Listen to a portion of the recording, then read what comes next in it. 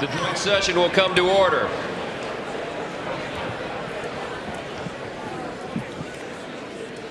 The chair appoints as members of the committee on the part of the House to escort the President of the United States into the chamber the following: the gentleman from Louisiana, Mr. Scalise; the gentleman from Minnesota, Mr. Emmer; the gentlewoman from Michigan, Mrs. McClain; the gentleman from North Carolina, Mr. Hudson; the gentleman from Pennsylvania, Mr. Reschenthaler; the gentleman from Utah, Mr. Moore; the gentlewoman from Indiana, Mrs. Houchin; the gentleman from Oklahoma, Mr. Hearn; the gentleman from New York, Mr. Jeffries; the gentlewoman from Massachusetts, Ms. Clark; the gentleman from California, Mr. Aguilar; the gentleman from California, Mr. Liu; the gentleman from Colorado, Mr. Neguse; the gentlewoman from Washington, Ms. Delbene; the gentlewoman from Michigan, Mrs. Dingell. The President of the Senate, at the direction of that body, appoints the following senators as members of the committee on the part of the Senate to escort the President of the United States into the House chamber: the Senator from South Dakota, Mr. Thune; the Senator from Wyoming, Mr. Barrasso; the Senator from Arkansas, Mr. Cotton; the Senator from Oklahoma, Mr. Lankford; the Senator from West Virginia, Mrs. Capito; the Senator from South Carolina, Mr. Scott; the Senator from New York, Mr. Schumer; the Senator from Illinois, Mr. Durbin; the Senator from Minnesota, Ms. Klobuchar; the Senator from New Jersey, Mr. Booker; the Senator from Wisconsin, Ms. Baldwin. The members of the escort committee will exit the chamber through the lobby doors.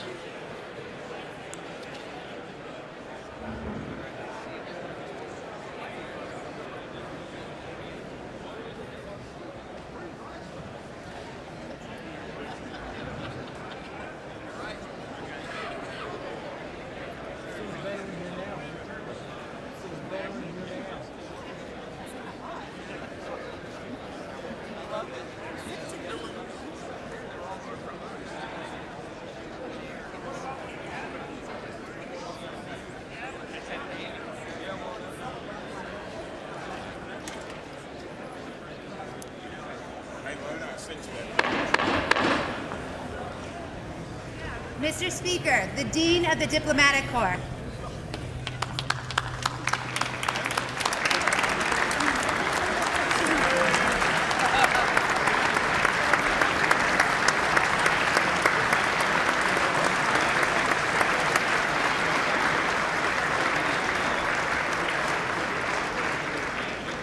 Mr. Speaker, Jonathan Jackson.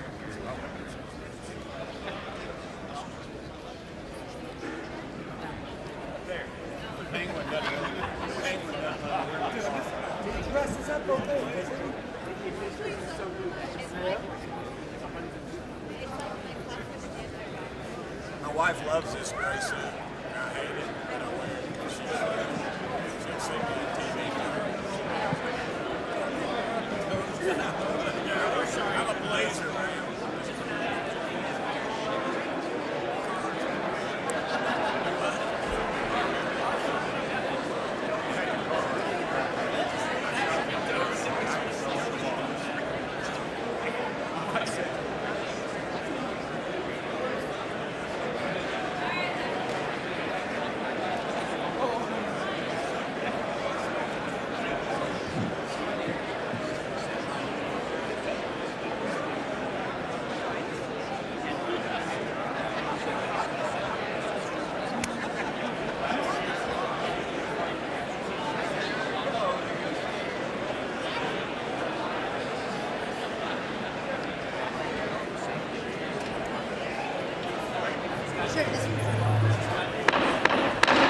Mr. Speaker, the Chief Justice and Associate Justices of the United States Supreme Court. That's great.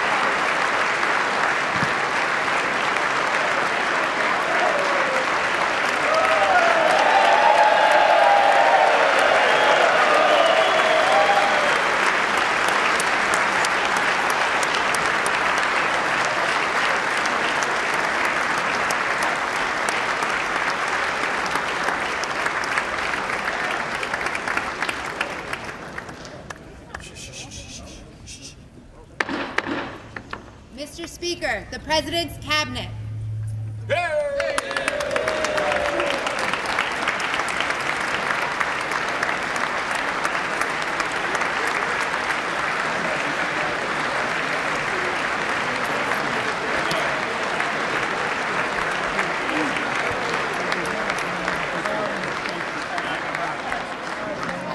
That's true. I should have done better. I should have done way Secretary,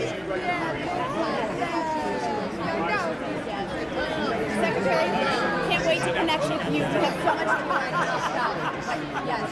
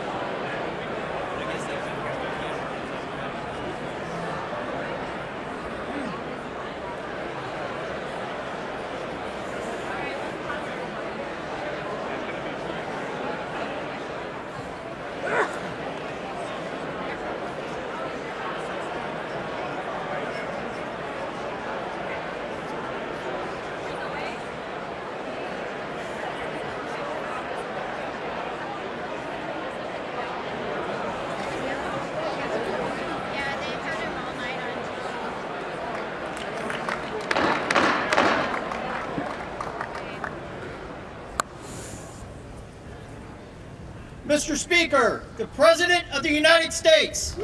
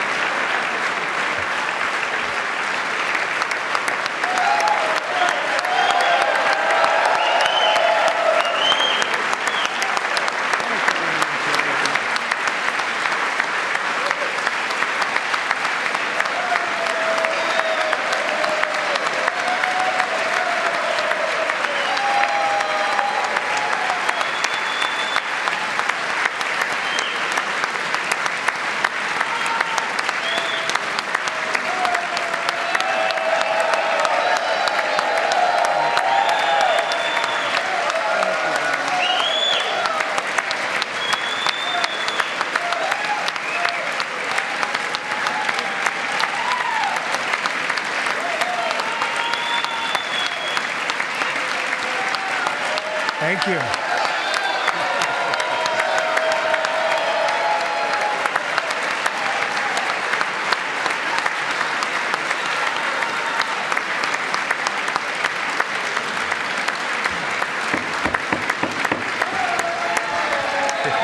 Thank you very much. Thank you very much. It's a great honor. Thank you very much. Speaker Johnson, Vice President Vance, the First Lady of the United States,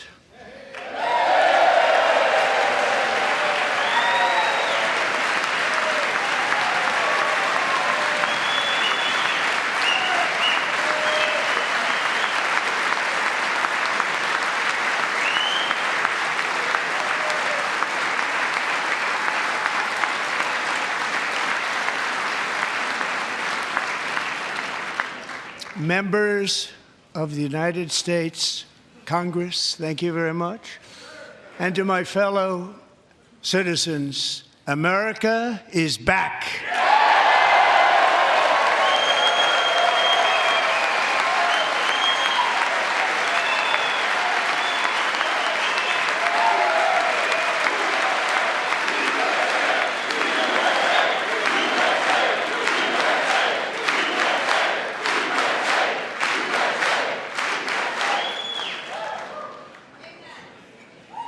6 weeks ago, I stood beneath the dome of this Capitol and proclaimed the dawn of the golden age of America. From that moment on, it has been nothing but swift and unrelenting action to usher in the greatest and most successful era in the history of our country. We have accomplished more in 43 days than most administrations accomplished in 4 years or 8 years, and we are just getting started.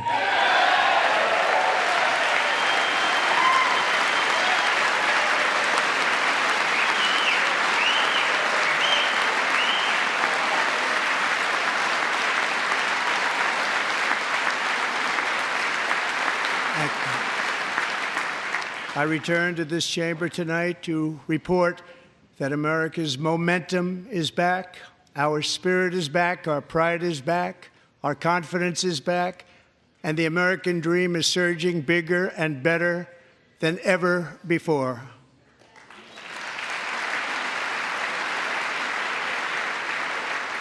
The American dream is unstoppable, and our country is on the verge of a comeback, the likes of which the world has never witnessed and perhaps will never witness again. There's never been anything like it. The presidential election of November 5th was a mandate like has not been seen in many decades. We won all 7 swing states, giving us an electoral college victory of 312 votes.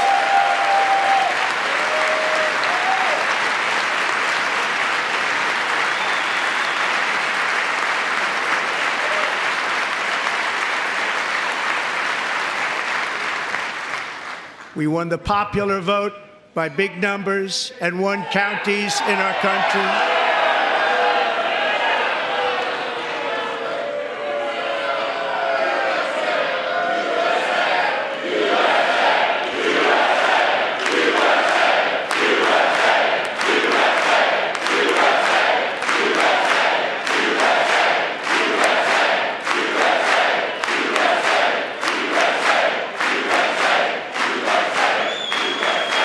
And won counties in our country, 2,700 to 525, on a map that reads almost completely red for Republican.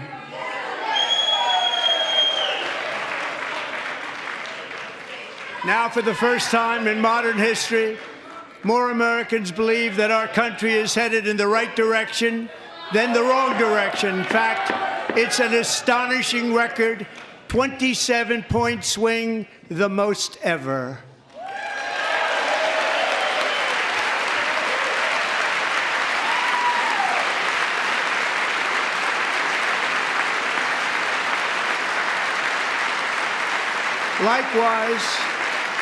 Small business optimism saw its single largest one-month gain ever recorded, a 41-point jump.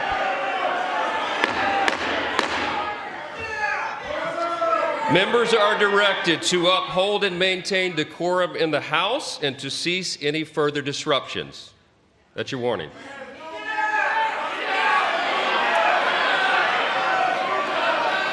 Members are engaging in willful and continuing breach of decorum, and the chair is prepared to direct the Sergeant-at-Arms to restore order to the joint session.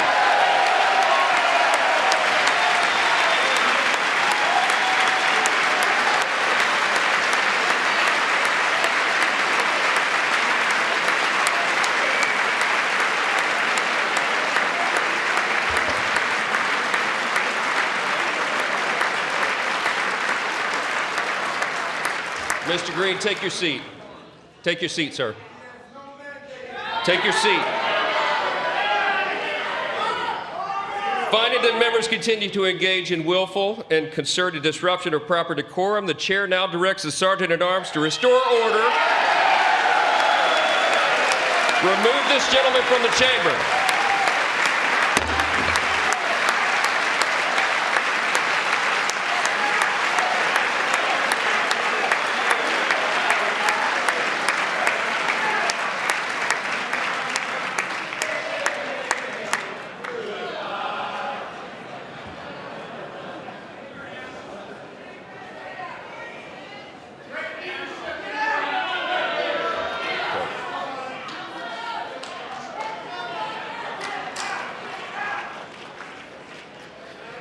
Members are directed to uphold and maintain decorum in the House. Mr. President, you continue. Thank you. Over the past 6 weeks, I have signed nearly 100 executive orders and taken more than 400 executive actions, a record, to restore common sense, safety, optimism, and wealth all across our wonderful land. The people elected me to do the job, and I'm doing it.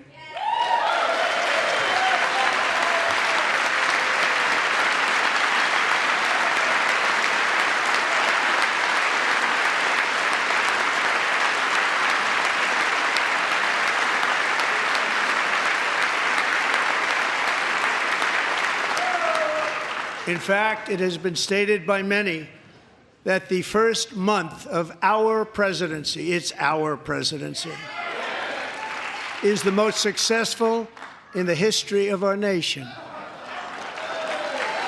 By many.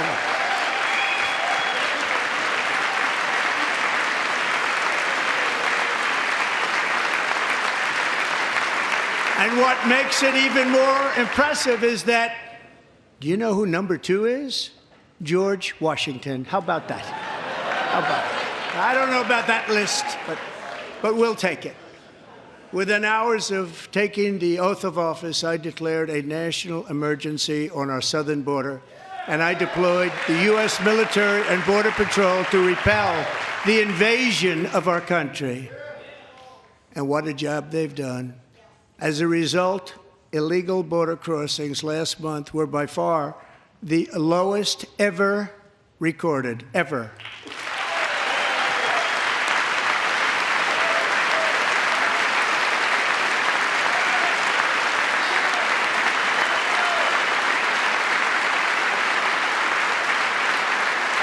They heard my words and they chose not to come. Much easier that way.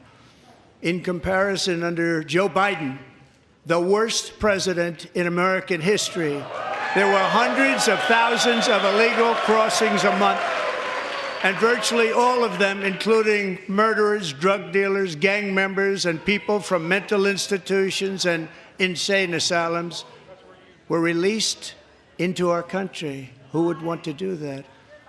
This is my 5th such speech to Congress. And once again, I look at the Democrats in front of me, and I realize there is absolutely nothing I can say to make them happy or to make them stand or smile or applaud. Nothing I can do. I could find a cure to the most devastating disease, a disease that would wipe out entire nations, or announce the answers to the greatest economy in history or the stoppage of crime to the lowest levels ever recorded. And these people sitting right here will not clap, will not stand, and certainly will not cheer for these astronomical achievements. They won't do it, no matter what. Five times I've been up here. It's very sad, and it just shouldn't be this way.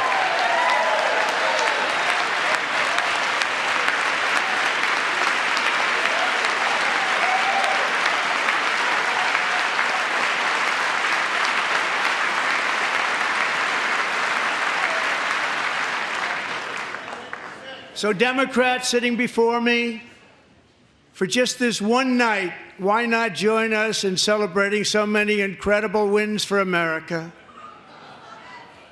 For the good of our nation, let's work together and let's truly make America great again.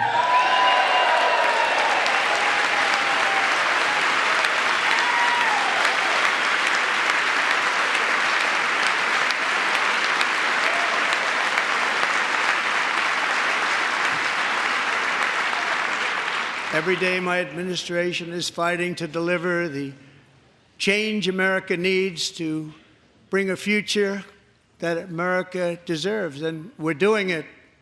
This is a time for big dreams and bold action. Upon taking office, I imposed an immediate freeze on all federal hiring, a freeze on all new federal regulations, and a freeze on all foreign aid.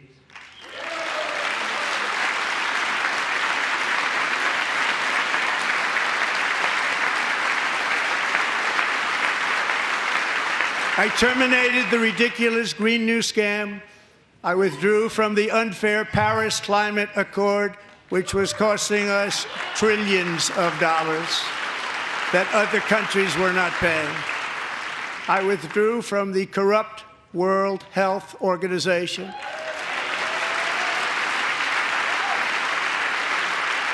And I also withdrew from the anti-American UN Human Rights Council.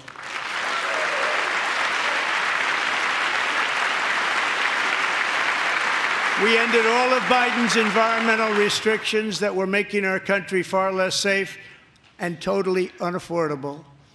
And importantly, we ended the last administration's insane electric vehicle mandate, saving our auto workers and companies from economic destruction.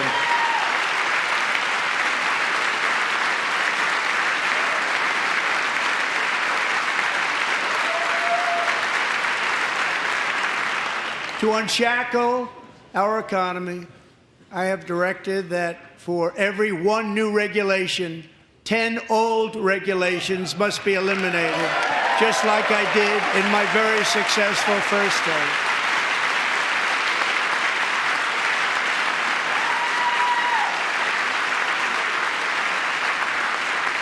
And in that first term, we set records on ending unnecessary rules and regulations like no other president had done before. We ordered all federal workers to return to the office. They will either show up for work in person or be removed from their job.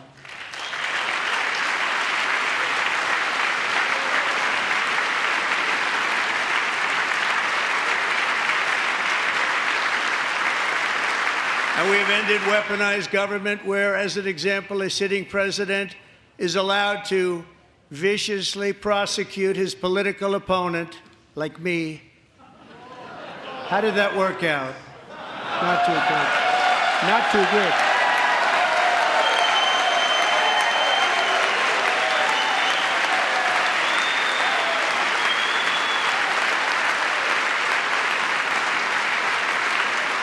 And I have stopped all government censorship and brought back free speech in America. It's back.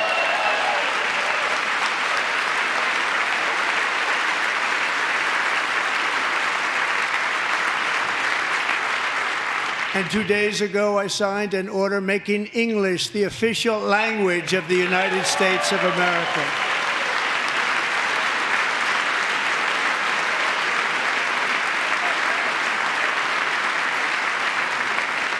I renamed the Gulf of Mexico the Gulf of America.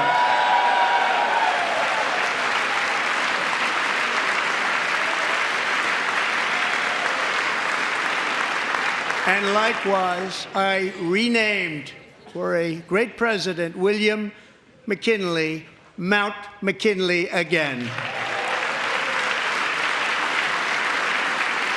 Beautiful Alaska. We love Alaska. We've ended the tyranny of so-called diversity, equity, and inclusion policies all across the entire federal government and indeed the private sector and our military. And our country will be woke no longer.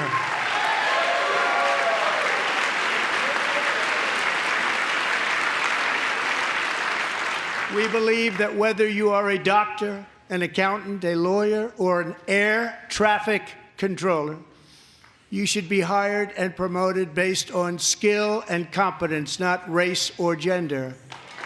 Very important.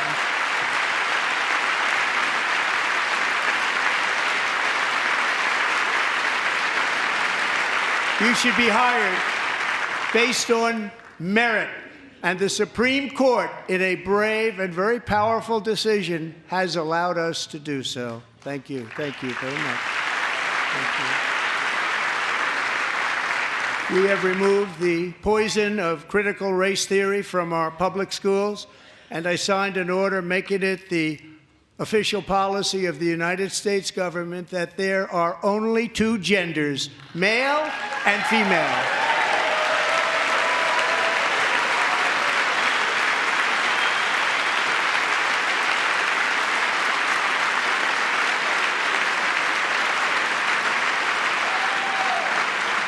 I also signed an executive order to ban men from playing in women's sports.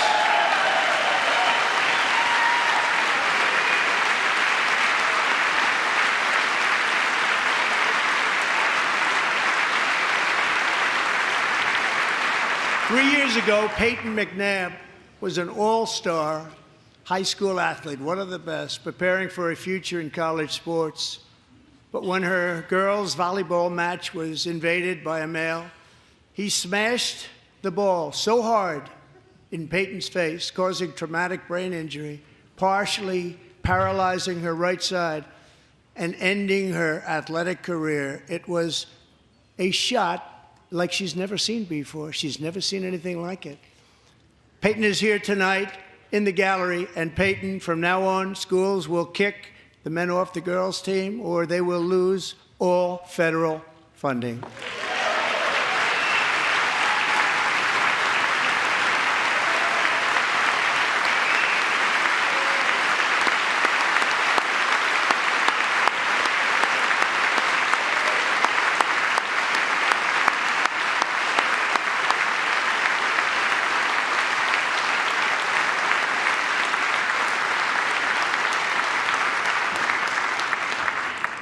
And if you really want to see numbers, just take a look at what happened in the women's boxing, weightlifting, track and field, swimming, or cycling, where a male recently finished a long-distance race 5 hours and 14 minutes ahead of a woman for a new record by 5 hours. Broke the record by 5 hours. It's demeaning for women, and it's very bad for our country. We're not going to put up with it any longer.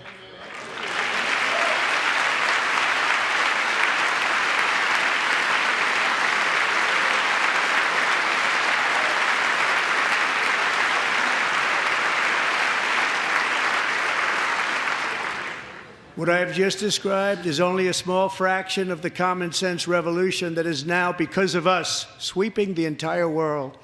Common sense has become a common theme, and we will never go back. Never. Never going to let that happen.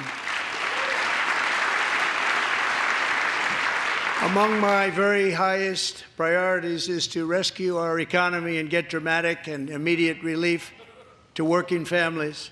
As you know, we inherited from the last administration an economic catastrophe and an inflation nightmare. Their policies drove up energy prices, pushed up grocery costs, and drove the necessities of life out of reach for millions and millions of Americans. They've never had anything like it. We suffered the worst inflation in 48 years, but perhaps even in the history of our country. They're not sure. As president, I'm fighting every day to reverse this damage and make America affordable again.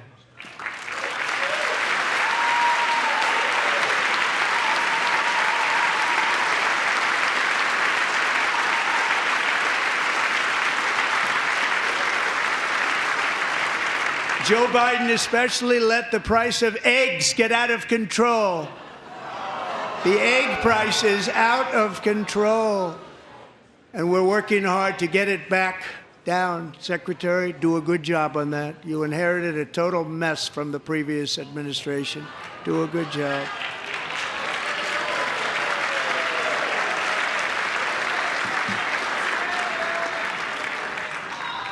A major focus of our fight to defeat inflation is rapidly reducing the cost of energy. The previous administration cut the number of new oil and gas leases by 95%, slowed pipeline construction to a halt, and closed more than 100 power plants. We are opening up many of those power plants right now.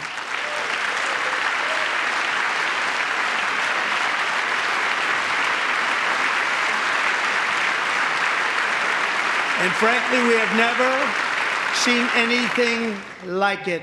That's why on my first day in office, I declared a national energy emergency.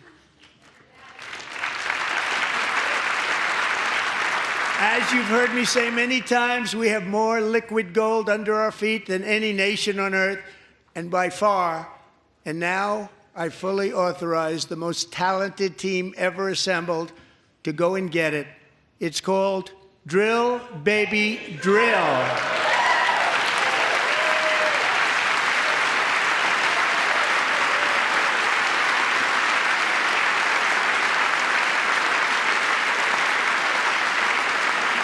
My administration is also working on a gigantic natural gas pipeline in Alaska, among the largest in the world, where Japan, South Korea, and other nations want to be our partner with investments of trillions of dollars each. There's never been anything like that one. It will be truly spectacular. It's all set to go. The permitting is gotten. And later this week, I will also take historic action to dramatically expand production of critical minerals and rare earths here in the USA.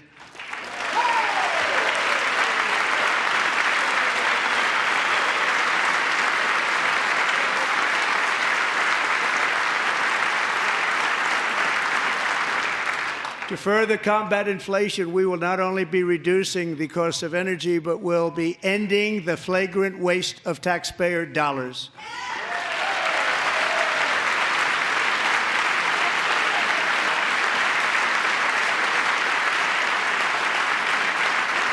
And to that end, I have created the brand new Department of Government Efficiency, DOGE.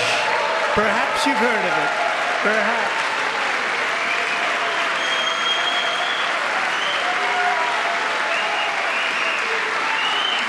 Which is headed by Elon Musk, who is in the gallery tonight.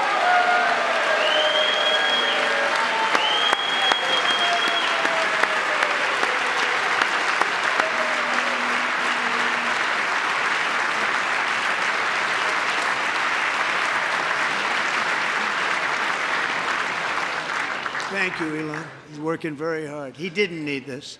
He didn't need this. Thank you very much. We appreciate it. Everybody here, even this side, appreciates it, I believe. They just don't want to admit that. Just listen to some of the appalling waste we have already identified. $22 billion from HHS to provide free housing and cars for illegal aliens. $45 million for diversity, equity, and inclusion scholarships in Burma, $40 million to improve the social and economic inclusion of sedentary migrants. Nobody knows what that is. $8 million to promote LGBTQI+ in the African nation of Lesotho, which nobody has ever heard of. $60 million for indigenous peoples and Afro-Colombian empowerment in Central America. $60 million. $8 million for making mice transgender. This is real. $32 million for a left-wing propaganda operation in Moldova. $10 million for male circumcision in Mozambique. $20 million for the Arab Sesame Street in the Middle East. It's a program. $20 million for a program. $1.9 billion to recently created Decarbonization of Homes Committee, headed up, and we know she's involved. Just at the last moment, the money was passed over by a woman named Stacey Abrams. Have you ever heard of her? A $3.5 million consulting contract for lavish fish monitoring. $1.5 million for voter confidence in Liberia. $14 million for social cohesion in Mali. $59 million for illegal alien hotel rooms in New York City. He's a real estate developer. He's done very well. $250,000 to increase vegan local climate action innovation in Zambia. $42 million for social and behavior change in Uganda. $14 million for improving public procurement in Serbia. $47 million for improving learning outcomes in Asia. Asia's doing very well with learning. You know what we're doing. We should use it ourselves. And $101 million for DEI contracts at the Department of Education. The most ever paid, nothing even like it. Under the Trump administration, all of these scams, and they're far worse, but I didn't think it was appropriate to talk about them. They're so bad. Many more have been found out and exposed and swiftly terminated by a group of very intelligent, mostly young people, headed up by Elon, and we appreciate it. We found hundreds of billions of dollars of fraud.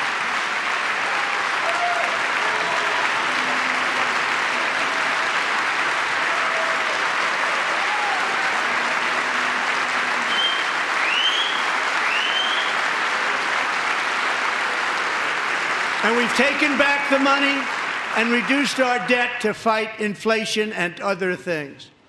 Taken back a lot of that money. We got it just in time. This is just the beginning. The Government Accountability Office, a federal government office, has estimated annual fraud of over $500 billion in our nation, and we are working very hard to stop it. We're going to. We're also identifying shocking levels of incompetence and probable fraud in the Social Security program for our seniors, and that our seniors and people that we love rely on. Believe it or not, government databases list 4.7 million Social Security members from people aged 100 to 109 years old. It lists 3.6 million people from ages 110 to 119. I don't know any of them. I know some people that are rather elderly, but not quite that elderly. 3.47 million people from ages 120 to 129. 3.9 million people from ages 130 to 139. 3.5 million people from ages 140 to 149. And money is being paid to many of them, and we're searching right now. In fact, Pam, good luck. Good luck. You're going to find it. But a lot of money is paid out to people because it just keeps getting paid, and nobody does, and it really hurts Social Security and hurts our country. 1.3 million people from ages 150 to 159, and over 130,000 people, according to the Social Security databases, are age over 160 years old. We have a healthier country than I thought, Bobby.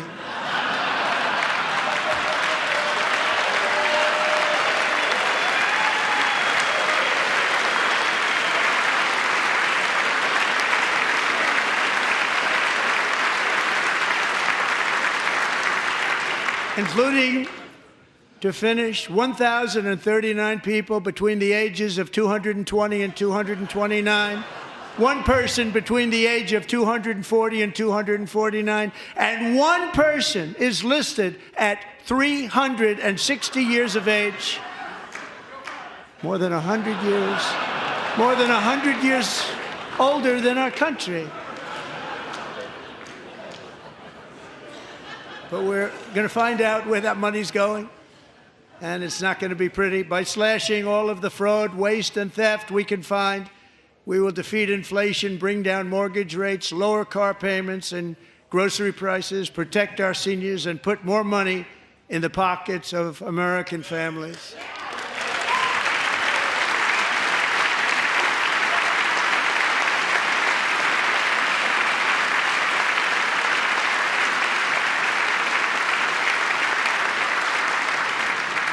And today, interest rates took a beautiful drop, big, beautiful drop. It's about time. And in the near future, I want to do what has not been done in 24 years, balance the federal budget. We're going to balance it.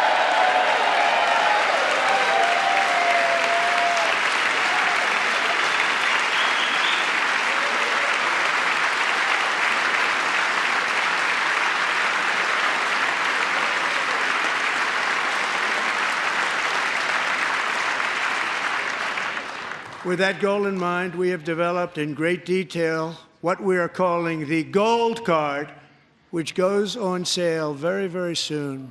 For $5 million, we will allow the most successful job-creating people from all over the world to buy a path to U.S. citizenship. It's like the green card, but better and more sophisticated.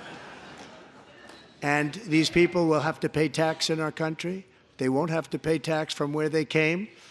The money that they've made, you wouldn't want to do that, but they have to pay tax, create jobs. They'll also be taking people out of colleges and paying for them so that we can keep them in our country instead of having them being forced out. Number one, at the top school, as an example, being forced out and not being allowed to stay and create tremendous numbers of jobs and great success for a company out there. So while we take out the criminals, killers, traffickers, and child predators who are allowed to enter our country under the open border policy of these people, the Democrats, the Biden administration, the open border insane policies that you've allowed to destroy our country, we will now bring in brilliant, hardworking, job-creating people. They're going to pay a lot of money, and we're going to reduce our debt with that money.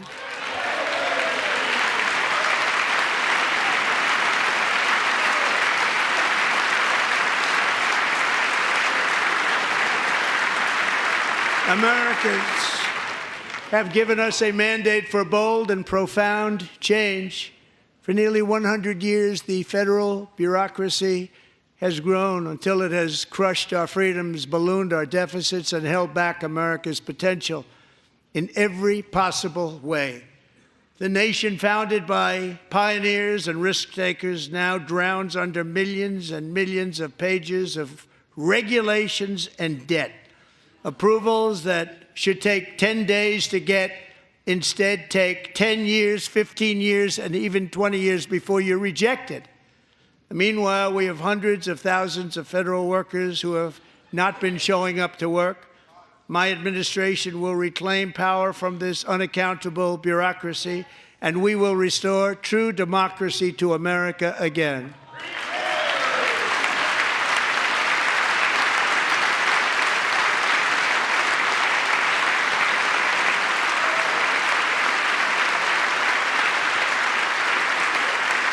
any federal bureaucrat who resists this change will be removed from office immediately. Because we are draining the swamp. It's very simple. And the days of rule by unelected bureaucrats are over.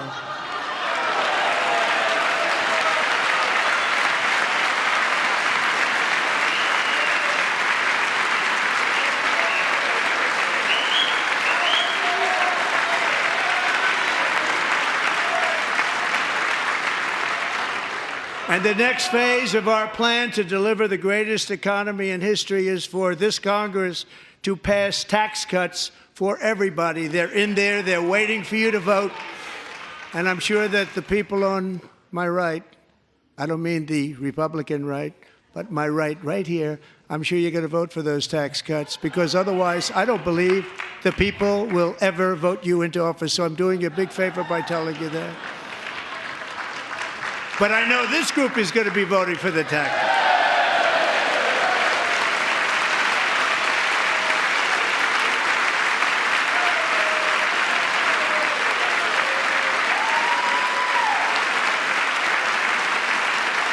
Thank you. It's a very, very big part of our plan. We had tremendous success in our first term with it. A very big part of our plan. We're seeking permanent income tax cuts all across the board. And to get urgently needed relief to Americans hit especially hard by inflation, I'm calling for no tax on tips, no tax on overtime, and no tax on Social Security benefits for our great seniors.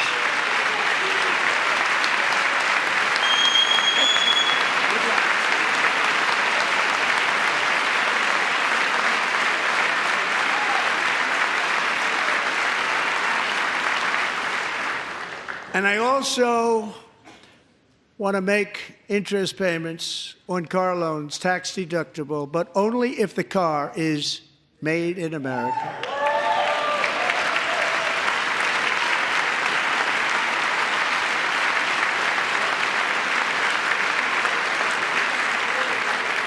And by the way, we're going to have growth in the auto industry like nobody's ever seen. Plants are opening up all over the place. Deals are being made. Never seen. That's a combination of the election win and tariffs. It's a beautiful word, isn't it? That, along with our other policies, will allow our auto industry to absolutely boom. It's going to boom. Spoke to the majors today, all three, the top people, and they're so excited. In fact, already numerous car companies have announced that they will be building massive automobile plants in America, with Honda just announcing a new plant in Indiana, one of the largest anywhere in the world.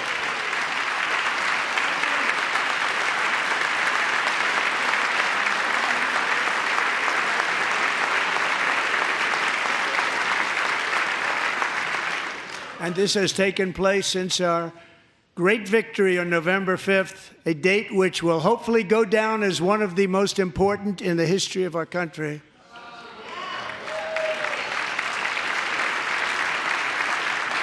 In addition, as part of our tax cuts, we want to cut taxes on domestic production and all manufacturing. And just as we did before, we will provide 100% expensing. It will be retroactive to January 20th, 2025. And it was one of the main reasons why our tax cuts were so successful in our first term, giving us the most successful economy in the history of our country. First term. We had a great first term.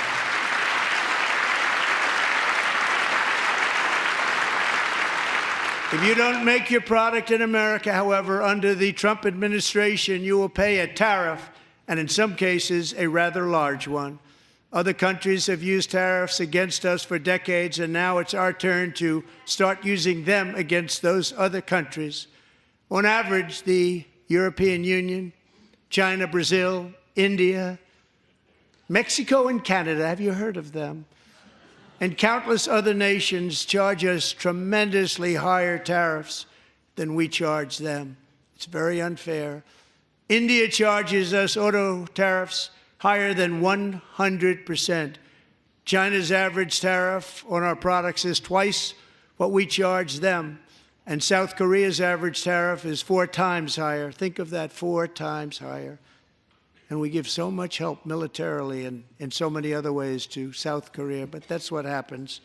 This is happening by friend and foe. This system is not fair to the United States and never was, and so on April 2nd, I wanted to make it April 1st, but I didn't want to be accused of April Fool's Day. That's not, just one day cost us a lot of money. But we're going to do it in April. I'm a very superstitious person. April 2nd, reciprocal tariffs kick in. And whatever they tariff us, other countries, we will tariff them. That's reciprocal, back and forth. Whatever they tax us, we will tax them. If they do non-monetary tariffs to keep us out of their market, then we will do non-monetary barriers to keep them out of our market. There's a lot of that, too. They don't even allow us in their market. We will take in trillions and trillions of dollars and create jobs like we have never seen before. I did it with China, and I did it with others, and the Biden administration couldn't do anything about it because there was so much money they couldn't do anything about it. We have been ripped off for decades by nearly every country on earth, and we will not let that happen any longer.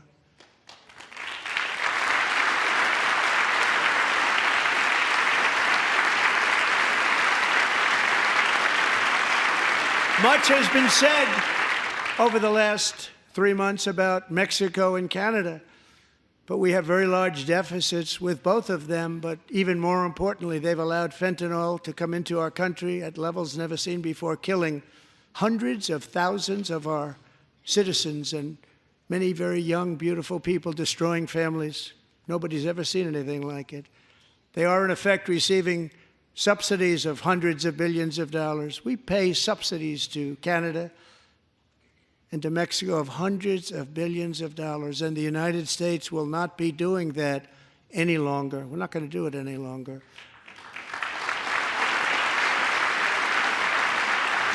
Thanks to our America First policies we're putting into place, we have had $1.7 trillion of new investment in America in just the past few weeks. The combination of the election and our economic policies that people of SoftBank, one of the most brilliant anywhere in the world, announced a $200 billion investment. OpenAI and Oracle, Larry Ellison, announced $500 billion investment, which they wouldn't have done if Kamala had won. Apple announced $500 billion investment. Tim Cook called me. He said, I cannot spend it fast enough. It's going to be much higher than that, I believe. They'll be building their plants here instead of in China. And just yesterday, Taiwan Semiconductor, the biggest in the world, most powerful in the world, has a tremendous amount, 97% of the market, announced a $165 billion investment to build the most powerful chips on earth right here in the USA.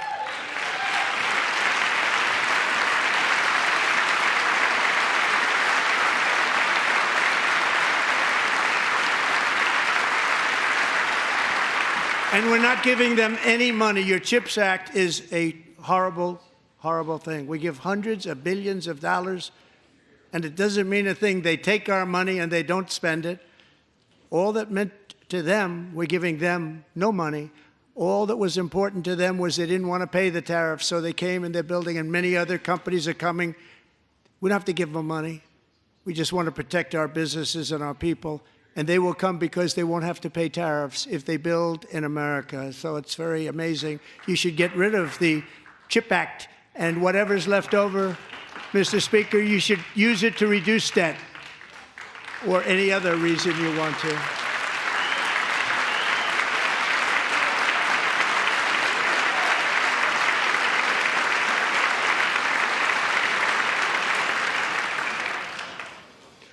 Our new trade policy will also be great for the American farmer. I love the farmer.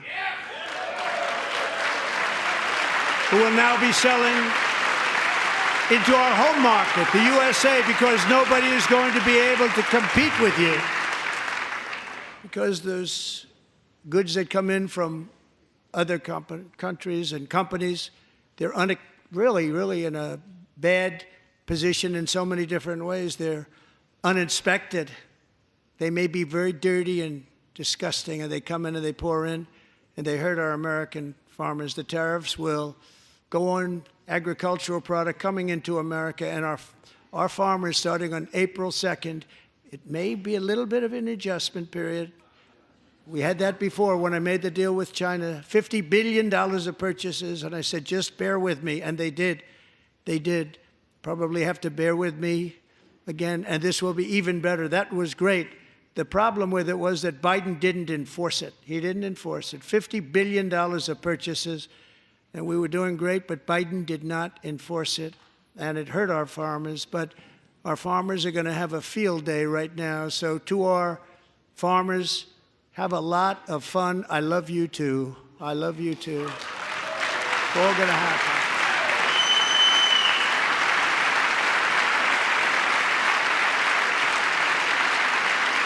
And I have also imposed a 25% tariff on foreign aluminum, copper, lumber, and steel, because if we don't have, as an example, steel and lots of other things, we don't have a military, and frankly, we just won't have a country very long. Here today is a proud American steelworker, fantastic person from Decatur, Alabama, Jeff Denard. Has been working at the same steel plant for 27 years in a job that has allowed him to serve as the captain of his local volunteer fire department, raise 7 children with his beautiful wife, Nicole, and over the years provide a loving home for more than 40 foster children. So great, Jeff.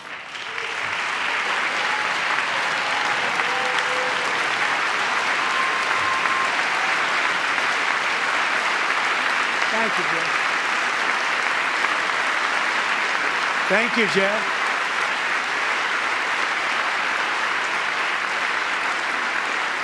Stories like Jeff's remind us that tariffs are not just about protecting American jobs. They're about protecting the soul of our country. Tariffs are about making America rich again and making America great again, and it's happening, and it will happen rather quickly. There'll be a little disturbance, but we're okay with that. It won't be much. No, you're not. Oh. And look where Biden took us. Very low, the lowest we've ever been. Jeff, I want to thank you very much. And I also want to recognize another person who has devoted herself to foster care community. She works so hard on it. A very loving person, our magnificent First Lady of the United States.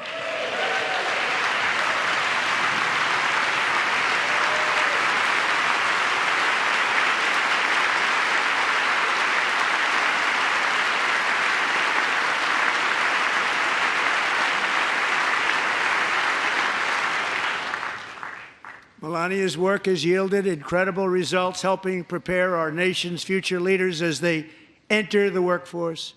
Our First Lady is joined by 2 impressive young women, very impressive.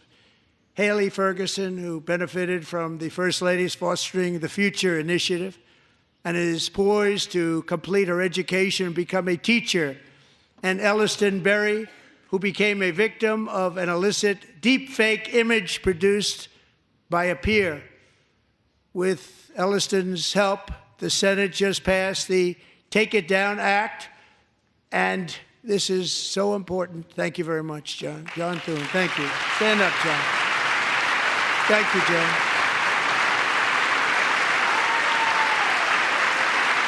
Thank you all very much.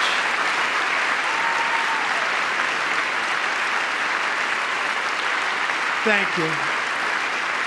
And thank you to John Thune and the Senate. Great job. To criminalize the publication of such images online is a terrible, terrible thing. And once it passes the House, I look forward to signing that bill into law. Thank you. And I'm going to use that bill for myself, too, if you don't mind. Because nobody gets treated worse than I do online. Nobody. That's great. Thank you very much to the Senate. Thank you. But if we truly care about protecting Americans' children, no step is more crucial than securing America's borders. Over the past 4 years, 21 million people poured into the United States. Many of them were murderers, human traffickers, gang members, and other criminals from the streets of dangerous cities all throughout the world. Because of Joe Biden's insane and very dangerous open border policies, they are now strongly embedded in our country, but we are getting them out and getting them out fast.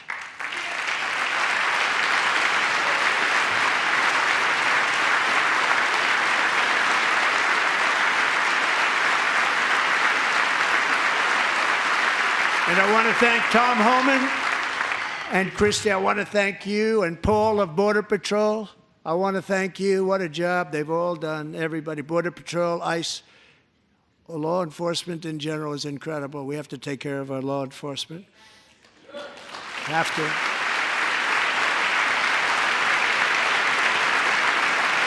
Last year,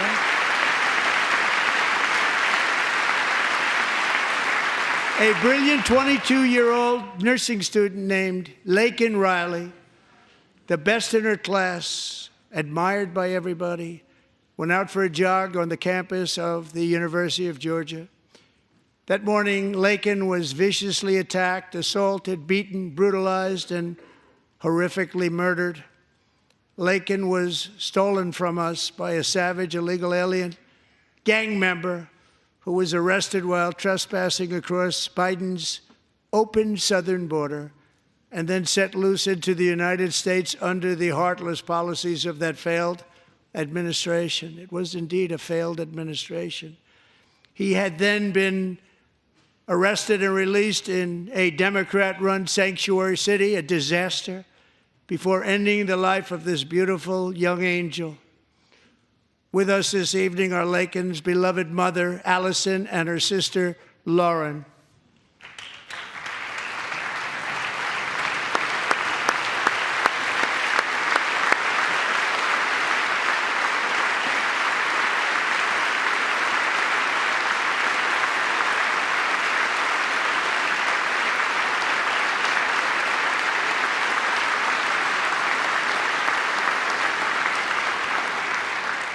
Last year, I told Lakin's grieving parents that we would ensure their daughter would not have died in vain. That's why the very first bill I signed into law as your 47th president mandates the detention of all dangerous criminal aliens who threaten public safety. It's a very strong, powerful act.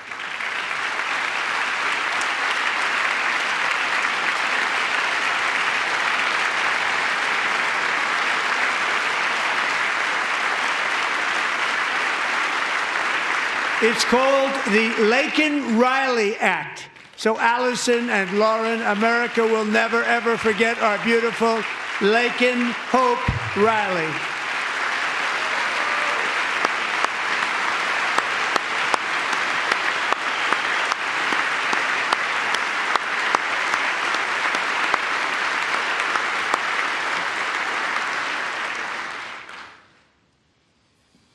Thank you very much. Since taking office, my administration has launched the most sweeping border and immigration crackdown in American history, and we quickly achieved the lowest numbers of illegal border crossers ever recorded. Thank you.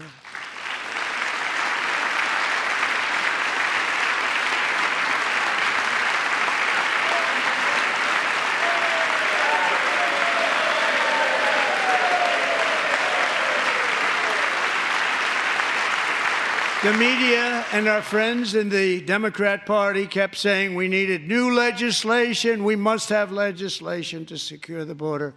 But it turned out that all we really needed was a new president.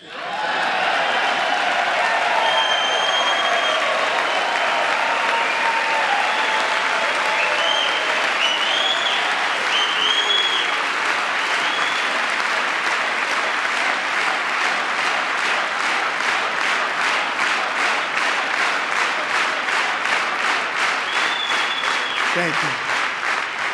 Joe Biden didn't just open our borders, he flew illegal aliens over them to overwhelm our schools, hospitals, and communities throughout the country. Entire towns like Aurora, Colorado, and Springfield, Ohio, buckled under the weight of the migrant occupation and corruption like nobody's ever seen before. Beautiful towns destroyed. Now, just as I promised in my inaugural address, we are achieving the great liberation of America.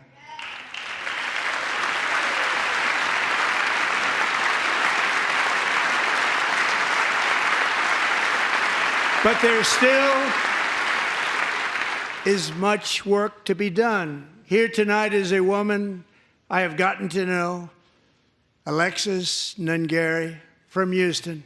Wonderful woman. Last June, Alexis's 12-year-old daughter, her precious Jocelyn, walked to a nearby convenience store. She was kidnapped, tied up, assaulted for 2 hours under a bridge, and horrifically murdered. Arrested and charged with this heinous crime are 2 illegal alien monsters from Venezuela, released into America by the last administration through their ridiculous open border. The death of this beautiful 12-year-old girl and the agony of her mother and family touched our entire nation greatly. Alexis, I promised that we would always remember your daughter, your magnificent daughter, and earlier tonight, I signed an order keeping my word to you. One thing I have learned about Jocelyn is that she loved animals so much. She loved nature.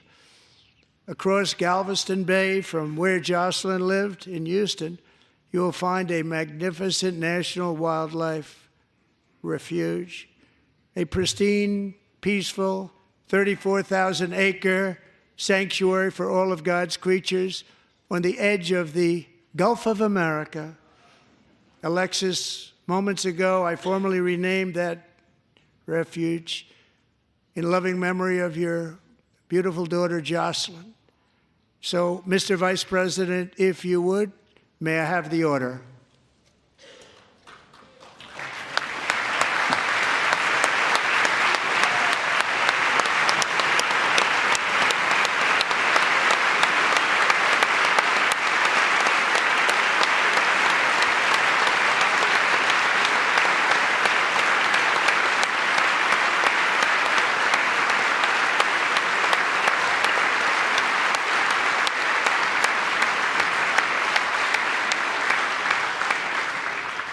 Thank you very much. All 3 savages charged with Jocelyn and Lakin's murders were members of the Venezuelan prison gang, the toughest gang, they say, in the world, known as Tren de Aragua. 2 weeks ago, I officially designated this gang, along with MS-13 and the bloodthirsty Mexican drug cartels, as foreign terrorist organizations.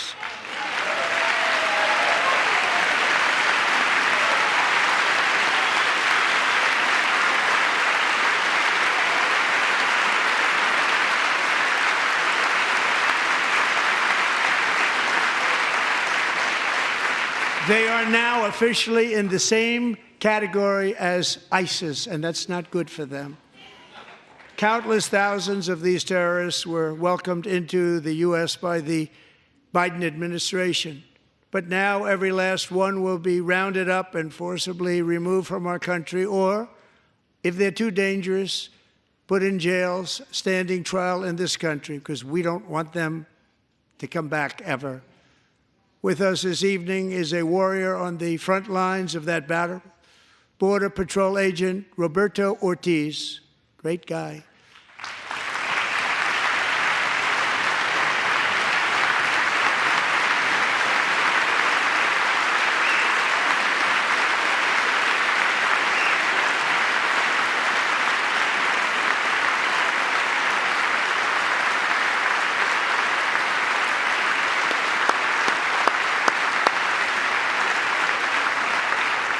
In January, Roberto and another agent were patrolling by the Rio Grande near an area known as Cartel Island. Doesn't sound too nice to me.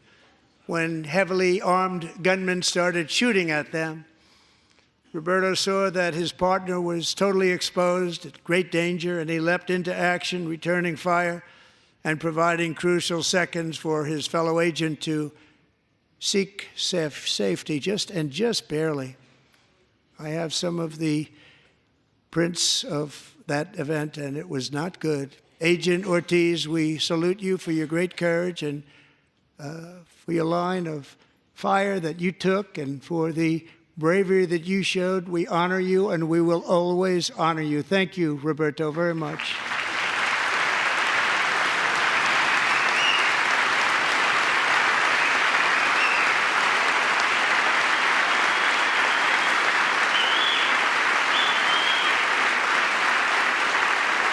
Thank you, Roberto.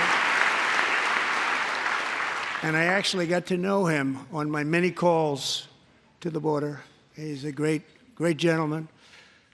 The territory to the immediate south of our border is now dominated entirely by criminal cartels that murder, rape, torture, and exercise total control. They have total control over a whole nation, posing a grave threat to our national security.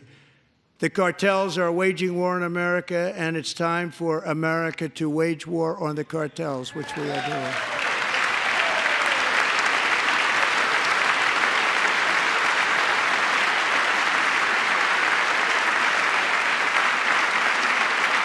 Five nights ago, Mexican authorities, because of our tariff policies being imposed on them, think of this, handed over to us 29 of the biggest cartel leaders in their country. That has never happened before. They want to make us happy. First time ever. But we need Mexico and Canada to do much more than they've done, and they have to stop the fentanyl and drugs pouring into the USA. They're going to stop it. I have sent Congress a detailed funding request laying out exactly how we will eliminate these threats to protect our homeland and complete the largest deportation operation in American history, larger even than current record holder, President Dwight D. Eisenhower, a moderate man, but someone who believed very strongly in borders. Americans expect Congress to send me this funding without delay so I can sign it into law. So, Mr. Speaker, John Thune, both of you, I hope you're going to be able to do that, Mr. Speaker. Thank you. Mr. Leader, thank you. Thank you very much. And let's get it to me. I'll sign it so fast, you won't even believe it.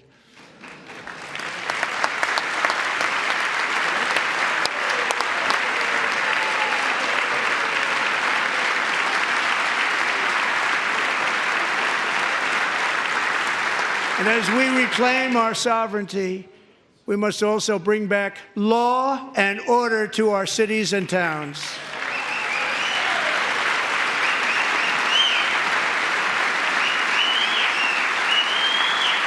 In recent years, our justice system has been turned upside down by radical left lunatics. Many jurisdictions virtually ceased enforcing the law against dangerous repeat offenders while weaponizing law enforcement against political opponents like me. My administration has acted swiftly and decisively to restore fair, equal, and impartial justice under the constitutional rule of law, starting at the FBI and the DOJ. Pam, good luck. Cash, wherever you may be, good luck. Good luck. Pam Bondi. Good luck. So important. Going to do a great job. Cash, thank you. Thank you, Cash.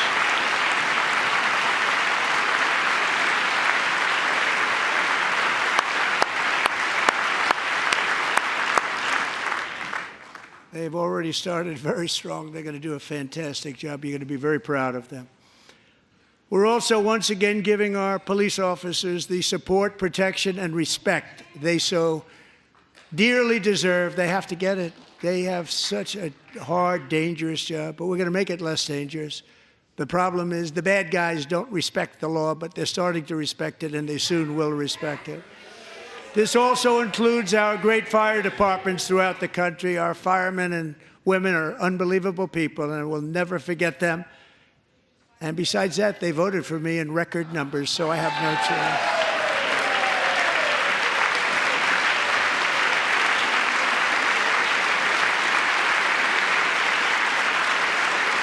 1 year ago this month, 31-year-old New York police officer Jonathan Diller, unbelievably wonderful person and a great officer, was gunned down at a traffic stop on Long Island. I went to his funeral. The vicious criminal charged with his murder had 21 prior arrests, and they were rough arrests, too. He was a real bad one. The thug in the seat next to him had 14 prior arrests and went by the name of Killer. He was Killer. He killed other people, they say, a lot of them. I attended Officer Diller's service, and when I met his wife and one-year-old son, Ryan, it was very inspirational, actually. His widow's name is Stephanie, and she is here tonight. Stephanie, thank you very much, Stephanie. Thank you very much.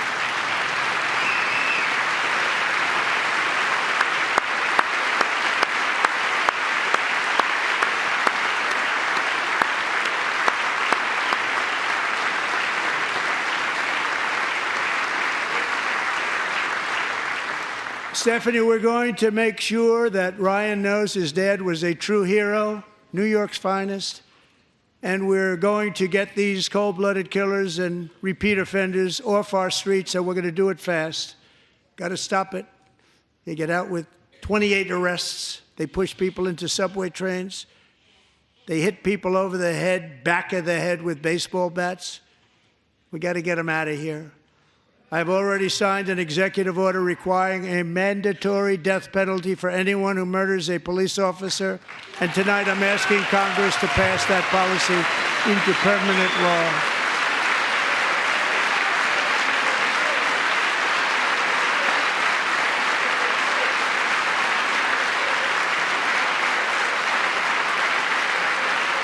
I'm also asking for a new crime bill getting tough on repeat offenders while enhancing protections for America's police officers so they can do their jobs without fear of their lives being totally destroyed. They don't want to be killed. We're not going to let them be killed. Joining us in the gallery tonight is a young man who truly loves our police. His name is DJ Daniel. He is 13 years old, and he has always dreamed of becoming a police officer.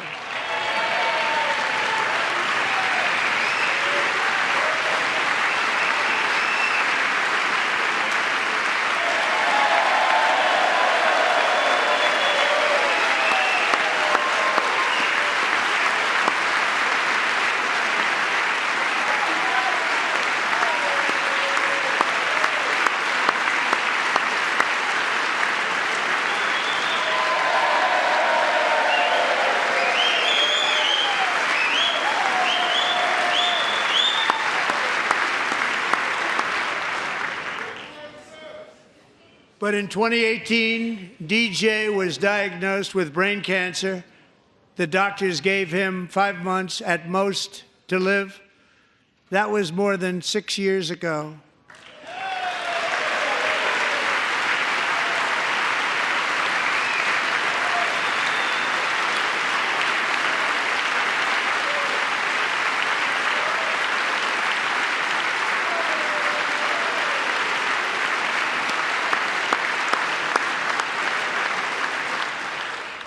Since that time, DJ and his dad have been on a quest to make his dream come true, and DJ has been sworn in as an honorary law enforcement officer, actually a number of times. The police love him, the police departments love him.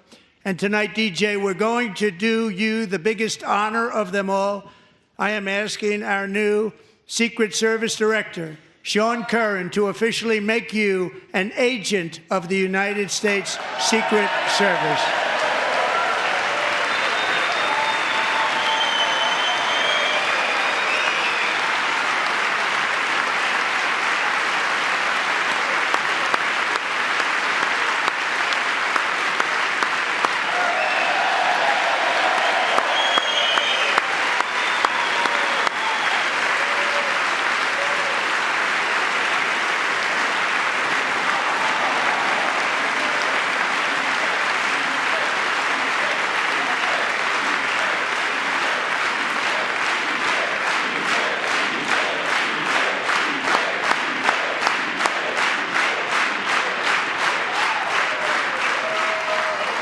Thank you, DJ.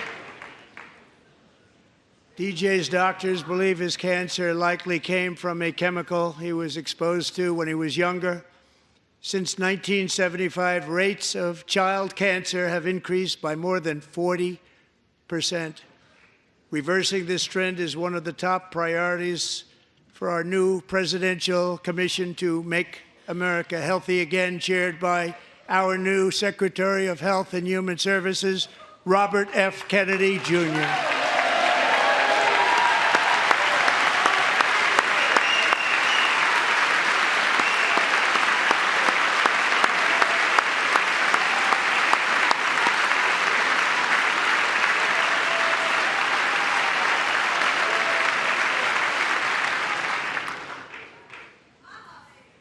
With the name Kennedy, you would have thought everybody over here would have been cheering. How quickly they forget. Our goal is to get toxins out of our environment, poisons out of our food supply, and keep our children healthy and strong. As an example, not long ago, and you can't even believe these numbers, 1 in 10,000 children had autism, 1 in 10,000. And now it's 1 in 36. There's something wrong, 1 in 36. Think of that. So we're going to find out what it is, and there's nobody better than Bobby and all of the people that are working with you. You have the best to figure out what is going on. Okay, Bobby, good luck. It's a very important job. Thank you. Good job.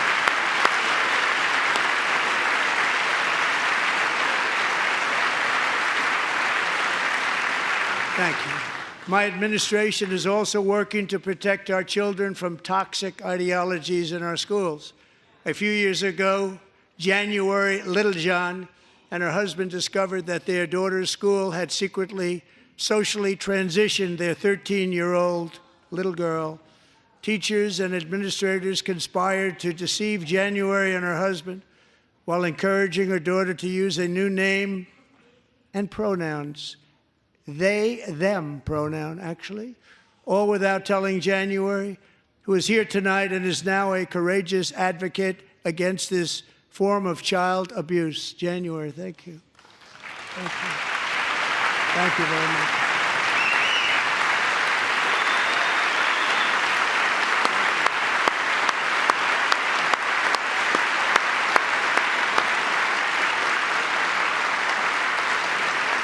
Thank you.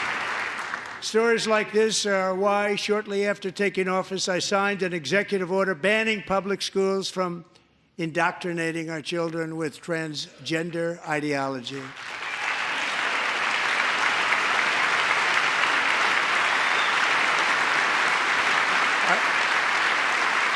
I also signed an order to cut off all taxpayer funding to any institution that engages in the sexual mutilation of our youth.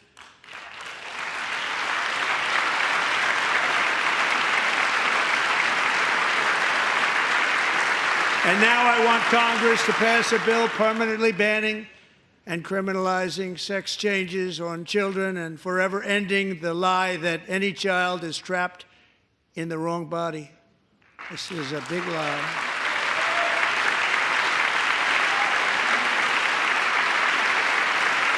And our message to every child in America is that you are perfect exactly the way God made you.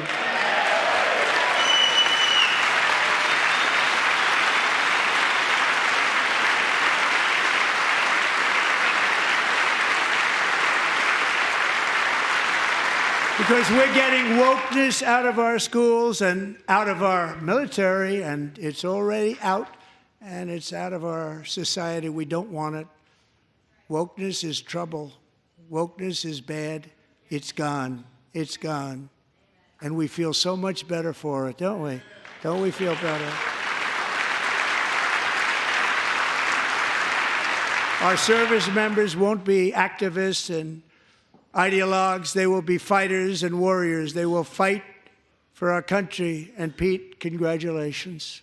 Secretary of Defense, congratulations.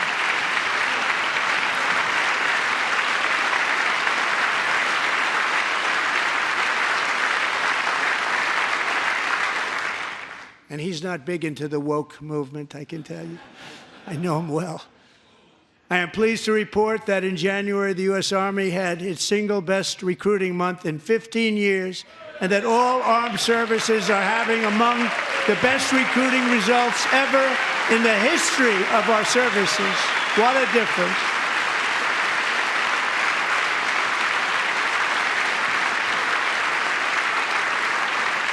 And you know, it was just a few months ago where the results were exactly the opposite. We couldn't recruit anywhere. We couldn't recruit. Now we're having the best results just about that we've ever had. What a tremendous turnaround. It's really a beautiful thing to see. People love our country again. It's very simple. They love our country, and they love being in our military again. So it's a great thing, and thank you very much. Great job. Thank you.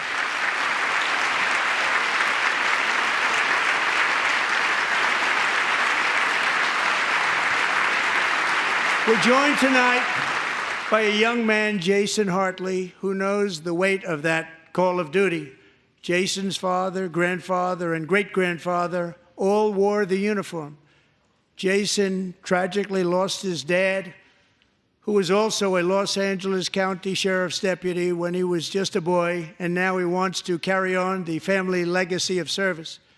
Jason is a senior in high school, a six-letter varsity athlete, a really good athlete, they say, a brilliant student with a 4.46, that's good, GPA.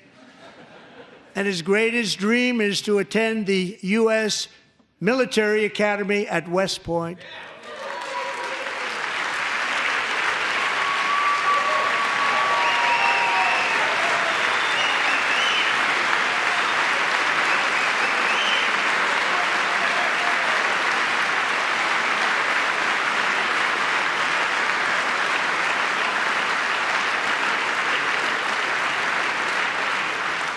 And Jason, that's a very big deal getting in. That's a hard one to get into. But I'm pleased to inform you that your application has been accepted.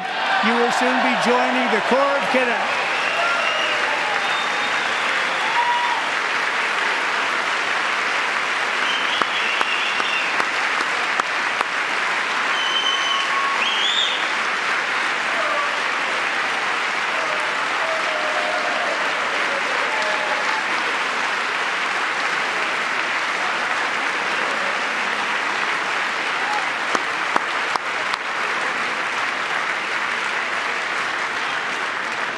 Thank you. Jason, you're going to be on the long gray line, Jason. As Commander-in-Chief, my focus is on building the most powerful military of the future. As a first step, I'm asking Congress to fund a state-of-the-art Golden Dome missile defense shield to protect our homeland, all made in the USA.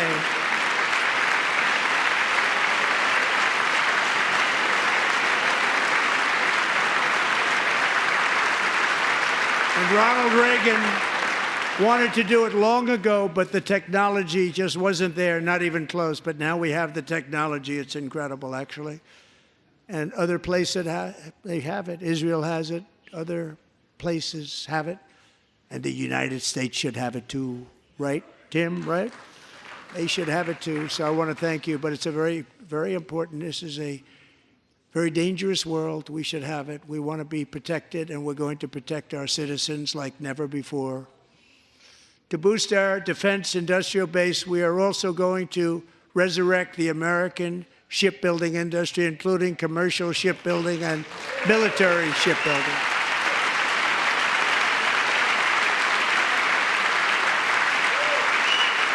And for that purpose, I am announcing tonight that we will create a new Office of Shipbuilding in the White House and offer special tax incentives to bring this industry home to America where it belongs. We used to make so many ships. We don't make them anymore very much, but we're going to make them very fast, very soon. It will have a huge impact. To further enhance our national security, my administration will be reclaiming the Panama Canal, and we've already started doing it.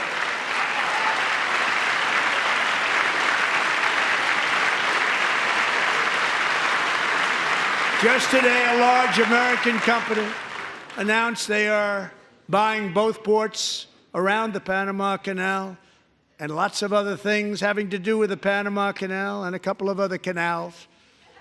The Panama Canal was built by Americans for Americans, not for others, but others could use it. But it was built at tremendous cost of American blood and treasure. 38,000 workers died building the Panama Canal. They died of malaria. They died of snake bites and mosquitoes. Not a nice place to work. They paid them very highly to go there, knowing there was a 25% chance that they would die. The most expensive project also that was ever built in our country's history, if you bring it up to modern day costs. It was given away by the Carter administration for $1, but that agreement has been violated very severely. We didn't give it to China. We gave it to Panama, and we're taking it back.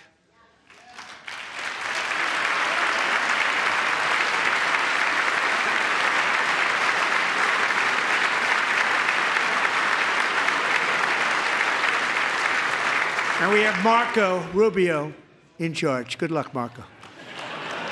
Now, we know who to blame if anything goes wrong. Marco's been amazing, and he's going to do a great job. Think of it. He got 100 votes.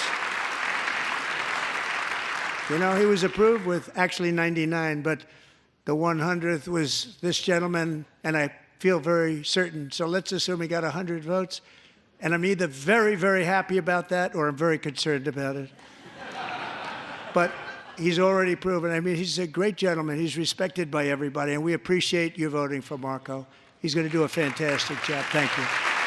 Thank you. He's doing a great job. Great job.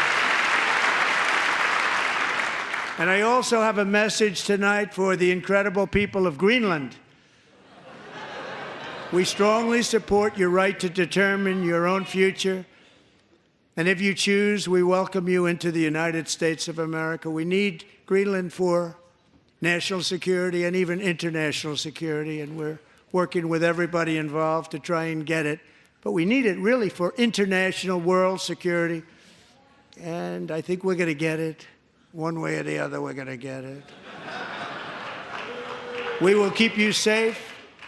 We will make you rich, and together we will take Greenland to heights like you have never thought possible before. It's a very small population, but very, very large piece of land and very, very important for military security. America is once again standing strong against the forces of radical Islamic terrorism. 3.5 years ago, ISIS terrorists killed 13 American service members and countless others in the Abbey Gate bombing during the disastrous and incompetent withdrawal from Afghanistan. Not that they were withdrawing, it was the way they withdrew. Perhaps the most embarrassing moment in the history of our country. Tonight, I am pleased to announce that we have just apprehended the top terrorist responsible for that atrocity, and he is right now on his way here to face the swift sword of American justice.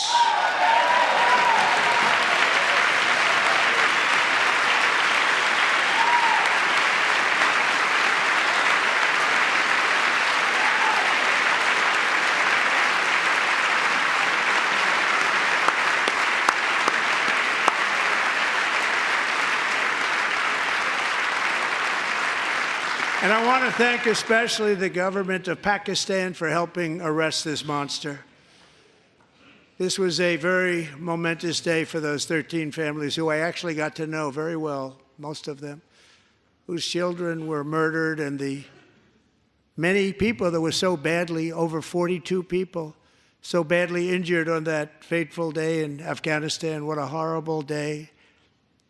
Such incompetence was shown that when Putin saw what happened, I guess he said, wow, maybe this is my chance. That's how bad it was. Should have never happened. Grossly incompetent people.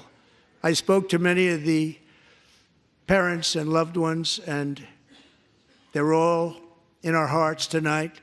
Just spoke to them on the phone. We had a big call Every one of them called, and everybody was on the line, and they did nothing but cry with happiness. They were very happy, as happy as you can be under those circumstances. Their child, brother, sister, son, daughter was killed for no reason whatsoever. In the Middle East, we're bringing back our hostages from Gaza. In my first term, we achieved one of the most groundbreaking peace agreements in generations, the Abraham Accords.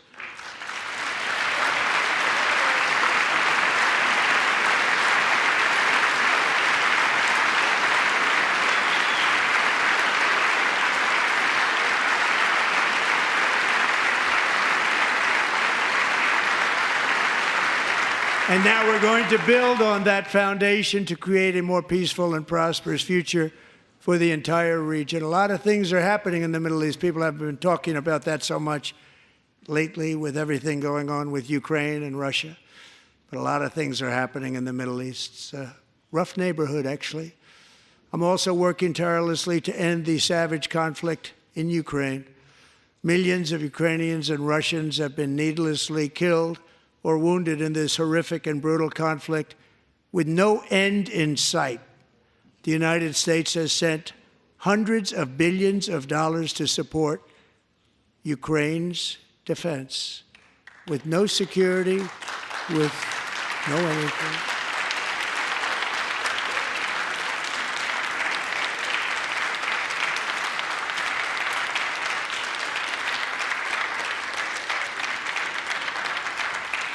Do you want to keep it going for another 5 years? Yeah, you would say Pocahontas says yes.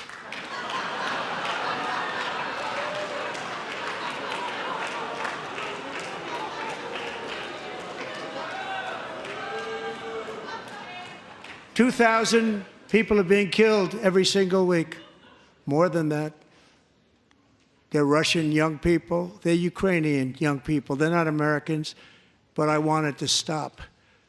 Meanwhile, Europe has sadly spent more money buying Russian oil and gas than they have spent on defending Ukraine, by far. Think of that. They've spent more buying Russian oil and gas than they have defending. And we've spent perhaps $350 billion, like taking candy from a baby. That's what happened. And they've spent $100 billion. What a difference that is. And we have an ocean separating us, and they don't.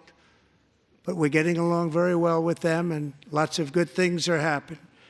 Biden has authorized more money in this fight than Europe has spent by billions and billions of dollars. It's hard to believe that they wouldn't have stopped it and said, at some point, come on, let's equalize. You got to be equal to us.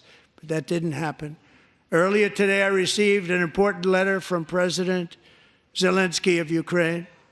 The letter reads, Ukraine is ready to come to the negotiating table as soon as possible to bring lasting peace closer.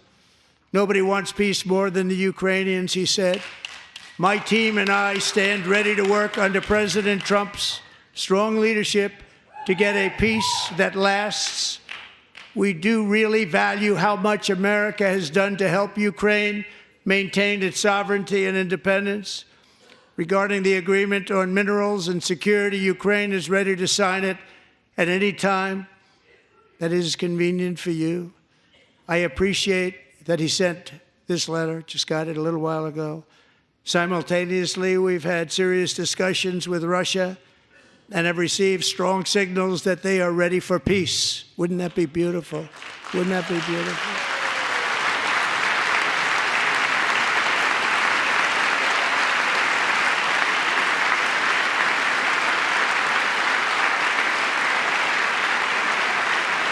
Wouldn't that be beautiful?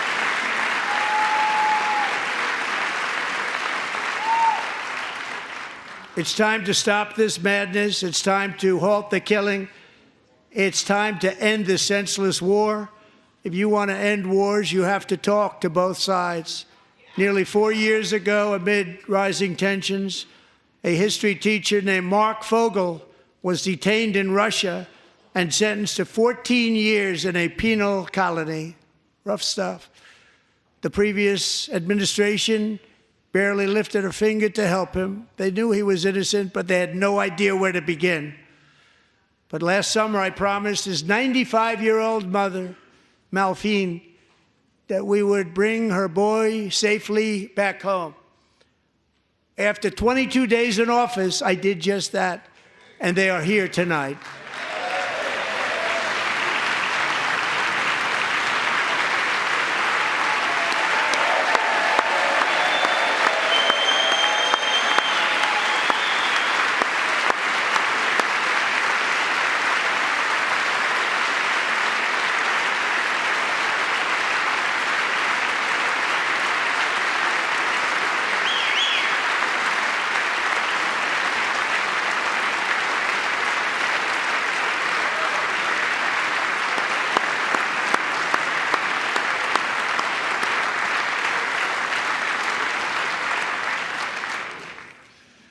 To Mark and his great mom, we are delighted to have you safe and sound and with us.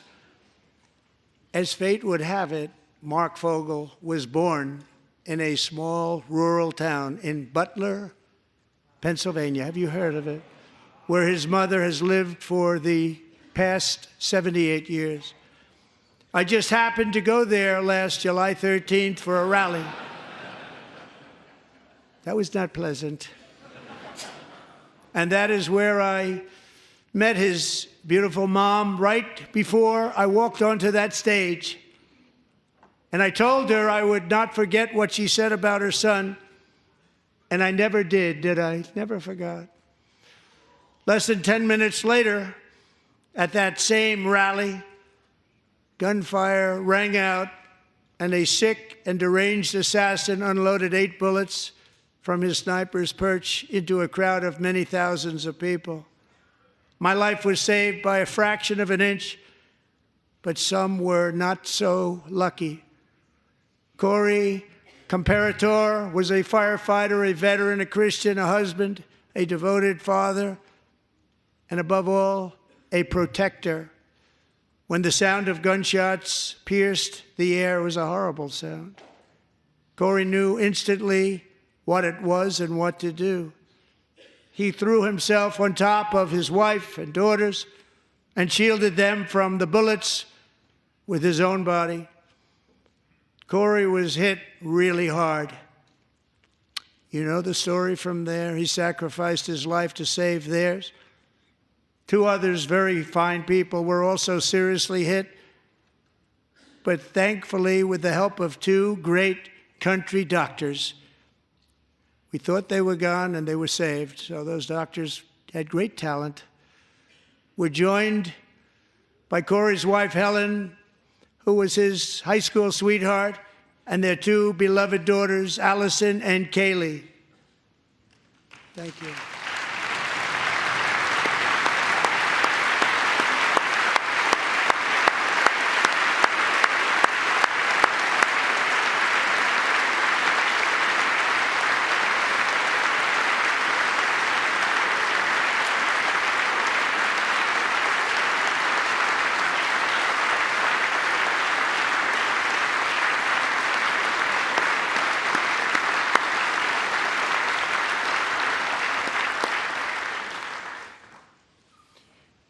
To Helen, Allison, and Kaylee, Corey is looking down on his 3 beautiful ladies right now, and he is cheering you on. He loves you. He is cheering you on. Corey was taken from us much too soon, but his destiny was to leave us all with a shining example of the selfless devotion of a true American patriot. It was love like Corey's that built our country, and it's love like Corey's that is going to make our country more majestic than ever before. I believe that my life was saved that day in Butler for a very good reason. I was saved by God to make America great again. I believe that. Thank you. Thank you.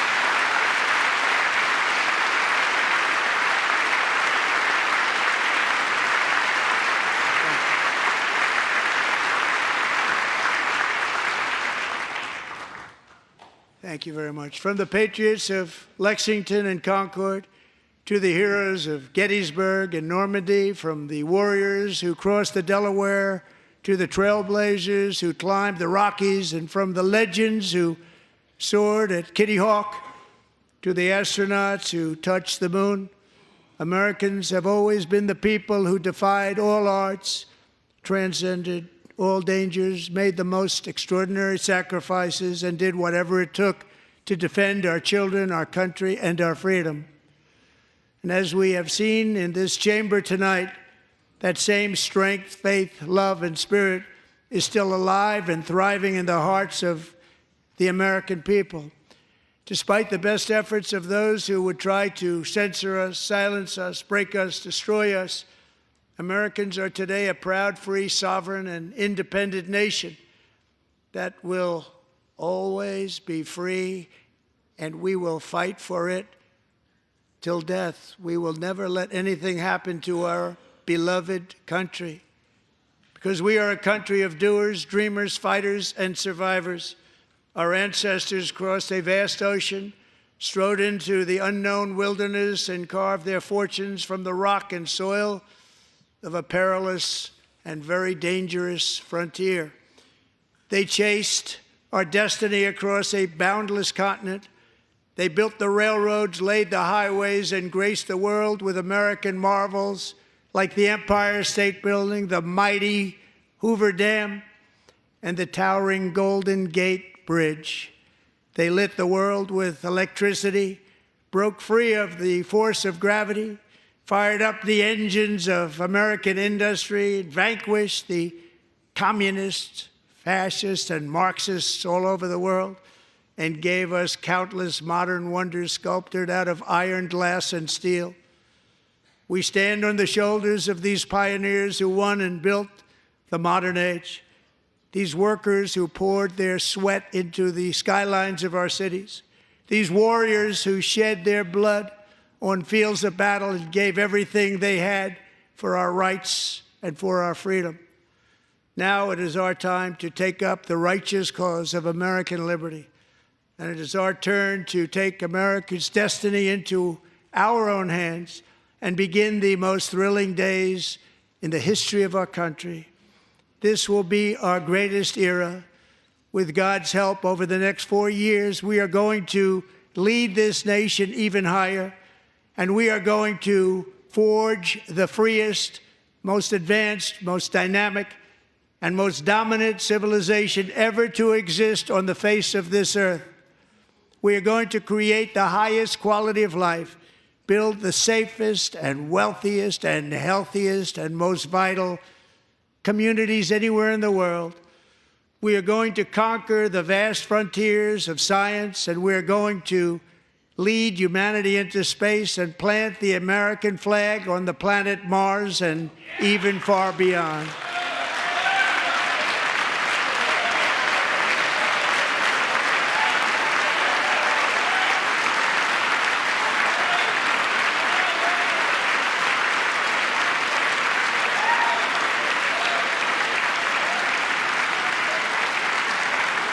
And through it all, we are going to rediscover the unstoppable power of the American spirit.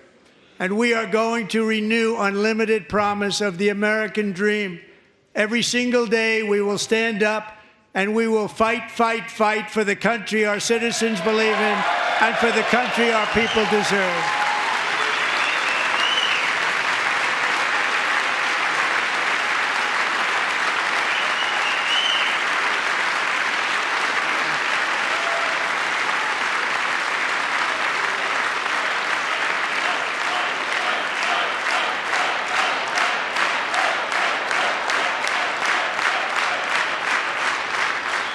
My fellow Americans, get ready for an incredible future, because the golden age of America has only just begun. It will be like nothing that has ever been seen before. Thank you, God bless you, and God bless America.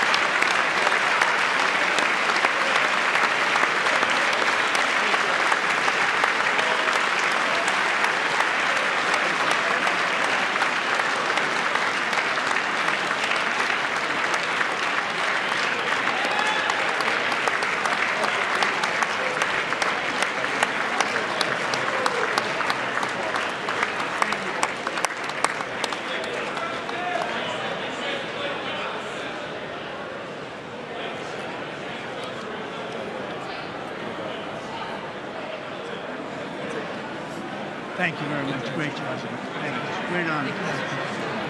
Thank you. Thank you. Get this place going, all right? Thank you, sir. Thank you.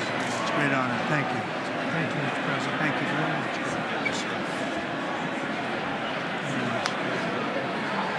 Thank you very much. Appreciate it. Thank you. See you soon. Teaching young people to love America. Well, I'm trying to. Great night. Thank you. That's your favorite. Thank you. Thank you. Thank you very much. Appreciate it. Howard. Thank you again. Thank you again. Won't forget. So good. Yeah, it's good. So good, sir. Thank you. Terrific, Mr. Really good. Really outstanding. Thanks. Thank you. Yes, sir. Thank you. Good job, Mr. President. Thanks. Thank you. Got you. Great. Mr. President, one of your best speeches. Thanks again, Mr. President. Thank you, Mr. President. Thanks for the phone call last night, too. Absolutely. You know that. Thank you very much. I'll do it. Just give me the information. I'm not going to give you, sorry. Thank you, everybody. Great speech. Great speech. Thank you. Best speech ever. Yes. Good. Congratulations. Good job. Can you sign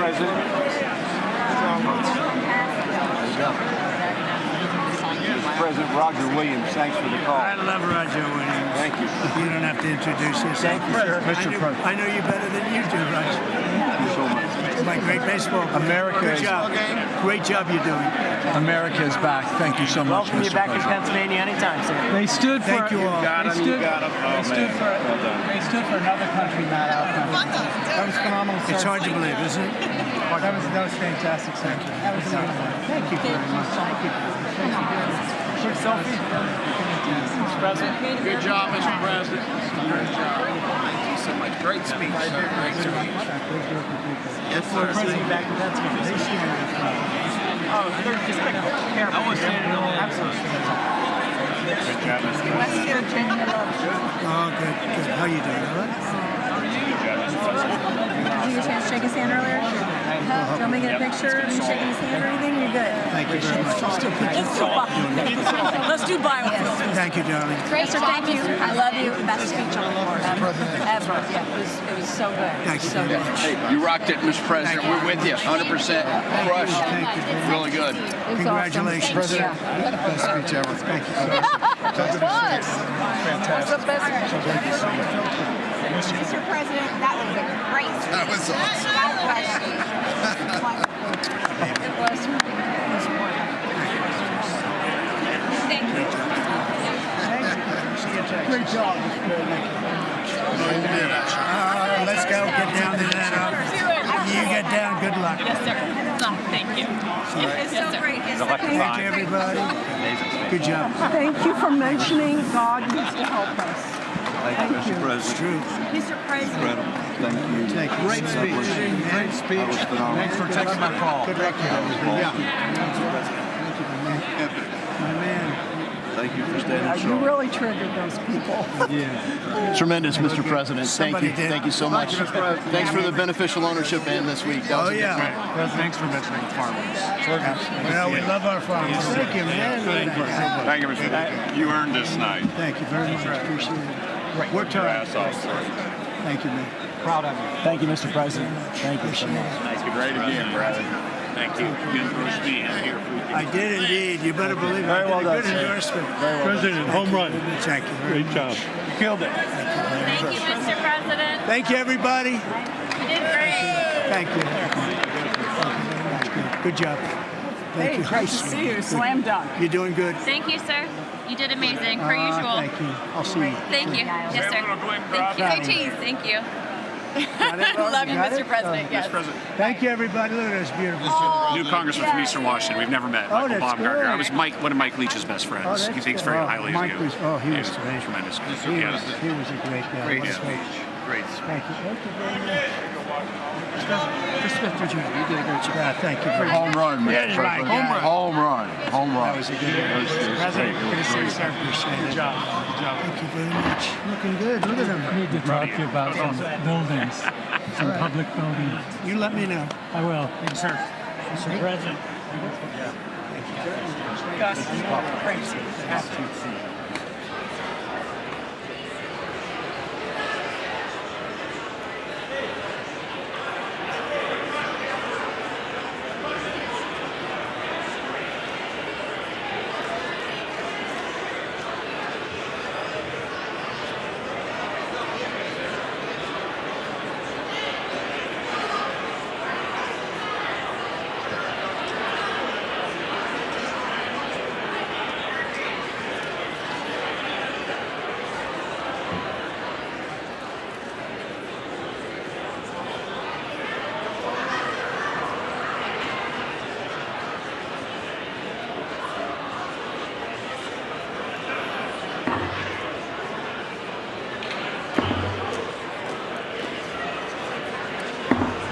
The House will be in order.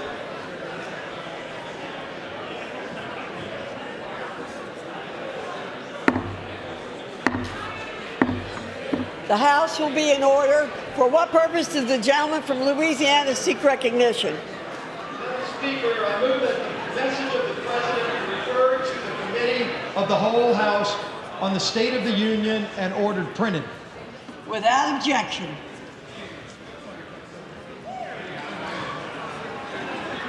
Does it,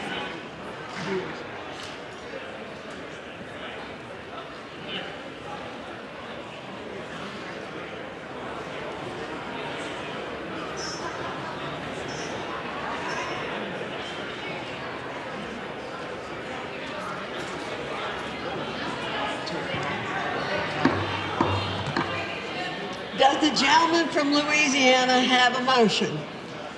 Madam Speaker, I move that the House now stand adjourned. The question is on the motion to adjourn. Those in favor say aye. Those opposed, no. The ayes have it. The motion is agreed to. Accordingly, the House stands adjourned until 10 a.m. tomorrow for morning hour debate.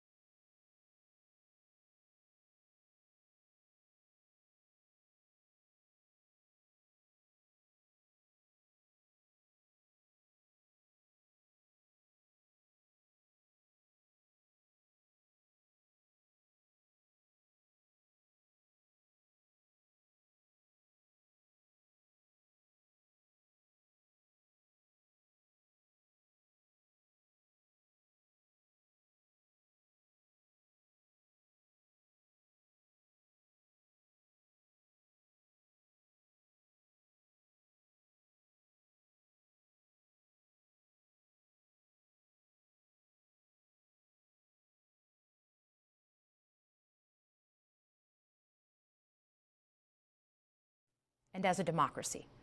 So that's what I'm going to lay out tonight. Because whether you're from Wyandotte or Wichita, most Americans share three core beliefs: that the middle class is the engine of our country, that strong national security protects us from harm, and that our democracy, no matter how messy, is unparalleled and worth fighting for. Let's start with the economy. Michigan literally invented the middle class, the revolutionary idea that you could work at an auto plant and afford the car you were building. That's the American dream. And in order to expand and protect the middle class, we have to do a few basic things. We need to bring down the price of things we spend the most money on: groceries, housing, healthcare. We need to make more things in America with good-paying union jobs and bring our supply chains back home from places like China. We need to give American businesses the certainty they need to invest and create the jobs of the future. And we need a tax system that's fair for people who don't happen to make $1 billion. Look, the president talked a big game on the economy, but it's always important to read the fine print. So, do his plans actually help Americans get ahead? Not even close. President Trump is trying to deliver an unprecedented giveaway to his billionaire friends. He's on the hunt to find trillions of dollars to pass along to the wealthiest in America. And to do that, he's going to make you pay in every part of your life. Grocery and home prices are going up, not down, and he hasn't laid out a credible plan to deal with either of those. His tariffs on allies like Canada will raise prices on energy, lumber, and cars, and start a trade war that will hurt manufacturing and farmers. Your premiums and prescriptions will cost more because the math on his proposals doesn't work without going after your health care. Meanwhile, for those keeping score, the national debt is going up, not down. And if he's not careful, he could walk us right into a recession. And one more thing. In order to pay for his plan, he could very well come after your retirement, the Social Security, Medicare, and VA benefits you worked your whole life to earn. The president claims he won't, but Elon Musk just called Social Security the biggest Ponzi scheme of all time. While we're on the subject of Elon Musk, is there anyone in America who is comfortable with him and his gang of 20-year-olds using their own computer servers to poke through your tax returns, your health information, and your bank accounts? No oversight, no protections against cyber attack, no guardrails on what they do with your private data. We need a more efficient government. You want to cut waste? I'll help you do it. But change doesn't need to be chaotic or make us less safe. The mindless firing of people who work to protect our nuclear weapons, keep our planes from crashing, and conduct the research that finds the cure for cancer, only to rehire them 2 days later? No CEO in America could do that without being summarily fired. Okay, so we've talked about economic security. How about national security? Let's start with the border. As someone who spent my whole career protecting our homeland, every country deserves to know who and what is coming across its border. Period. Democrats and Republicans should all be for that. But securing the border without actually fixing our broken immigration system is dealing with the symptom and not the disease. America is a nation of immigrants. We need a functional system keyed to the needs of our economy that allows vetted people to come and work here legally. So I look forward to the president's plan on that. Because here's the thing. Today's world is deeply interconnected. Migration, cyber threats, AI, environmental destruction, terrorism. One nation cannot face these issues alone. We need friends in all corners, and our safety depends on it. President Trump loves to say peace through strength. That's actually a line he stole from Ronald Reagan. But let me tell you, after the spectacle that just took place in the Oval Office last week, Reagan must be rolling in his grave. We all want an end to the war in Ukraine, but Reagan understood that true strength required America to combine our military and economic might with moral clarity. And that scene in the Oval Office wasn't just a bad episode of reality TV. It summed up Trump's whole approach to the world. He believes in cozying up to dictators like Vladimir Putin and kicking our friends like the Canadians in the teeth. He sees American leadership as merely a series of real estate transactions. As a Cold War kid, I'm thankful it was Reagan and not Trump in office in the 1980s. Trump would have lost us the Cold War. Donald Trump's actions suggest that in his heart, he doesn't believe we're an exceptional nation. He clearly doesn't think we should lead the world. Look, America is not perfect, but I stand with the majority of Americans who believe we are still exceptional, unparalleled. And I would rather have American leadership over Chinese or Russian leadership any day of the week. Because for generations, America has offered something better. Our security and our prosperity, yes, but our democracy, our very system of government, has been the aspiration of the world. And right now, it's at risk. It's at risk when the president decides you can pick and choose what rules you want to follow, when he ignores court orders and the Constitution itself, or when elected leaders stand by and just let it happen. But it's also at risk when the president pits Americans against each other, when he demonizes those who are different and tells certain people they shouldn't be included. Because America is not just a patch of land between two oceans. We are more than that. Generations have fought and died to secure the fundamental rights that define us. Those rights and the fight for them make us who we are. We're a nation of strivers, risk takers, innovators, and we are never satisfied. That is America's superpower. And look, I've lived and worked in many countries. I've seen democracies flicker out. I've seen what life is like when a government is rigged. You can't open a business without paying off a corrupt official. You can't criticize the guys in charge without getting a knock at the door in the middle of the night. So as much as we need to make our government more responsive to our lives today, don't for one moment fool yourself that democracy isn't precious and worth saving. But how do we actually do that? I know a lot of you have been asking that question. First, don't tune out. It's easy to be exhausted, but America needs you now more than ever. If previous generations had not fought for this democracy, where would we be today? Second, hold your elected officials, including me, accountable. Watch how they're voting. Go to town halls and demand they take action. That's as American as apple pie. Third, organize. Pick just one issue you're passionate about and engage. And doom scrolling doesn't count. Join a group that cares about your issue and act. And if you can't find one, start one. Some of the most important movements in our history have come from the bottom up. In closing, we all know that our country is going through something right now. We're not sure what the next day is going to hold, let alone the next decade.